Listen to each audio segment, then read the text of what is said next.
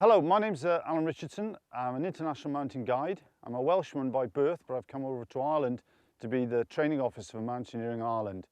Well, it's a pretty simple reason why anybody would come to Ireland walking. It's a paradise for walkers.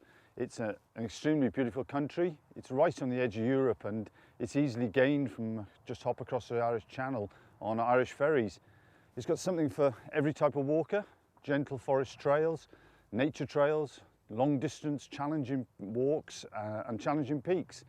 It's filled with a lot of dramatic landscape that's easily reached by car from Dublin or Rosslare. Wherever your choice of walk, Ireland's got something to offer: nature, history, archaeology, scenery, and the ever famous crack, and friendly locals all along the way. So here we are, we're in the Wicklow Mountains, which are very close to Dublin. But when you come to Ireland, you can very easily just drive right around the outside of Ireland. And I'm going to take you on a little clockwise tour from Dublin around. So first, and easily reached from Dublin, are the rounded granite mountains of Wicklow and the beautiful valleys just south of here, like Glendalough and Glenmalure. Still further north, Sligo and Leitrim have the only limestone mountains in Ireland. And on the northwestern tip of Donegal has perhaps Ireland's wildest mountains, which are just a place for the adventurous walker wanting to get away from everyone. And then we cross into Northern Ireland, where we find the Sperrins, which are a little bit like the Wicklow Hills.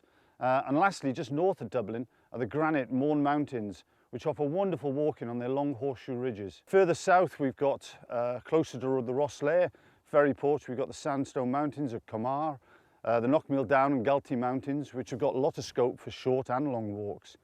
And then on the southwestern coast are the dramatic and challenging sandstone Cork and Kerry Mountains, which offer what most people consider the most exciting walking in Ireland, and also has the highest mountain in the McGillicuddy Reeks called Carrauntoohil, which is 1,039 metres. So a question I get asked many times is when to visit Ireland. Well, there's pros and cons to every season.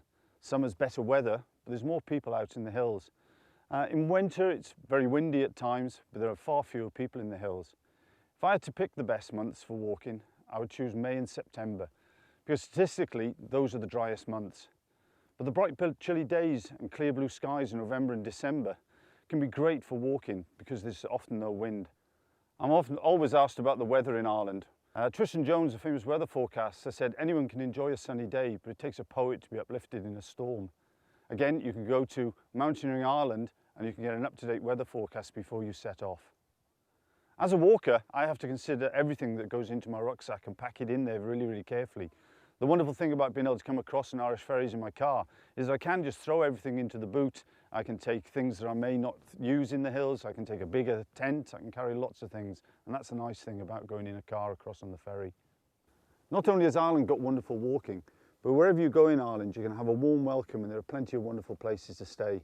And what better than to finish the day off with a nice pint of the black stuff.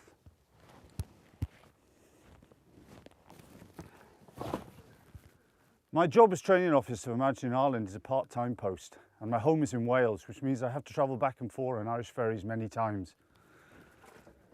And it's just easier this way. Ireland is better by far by car.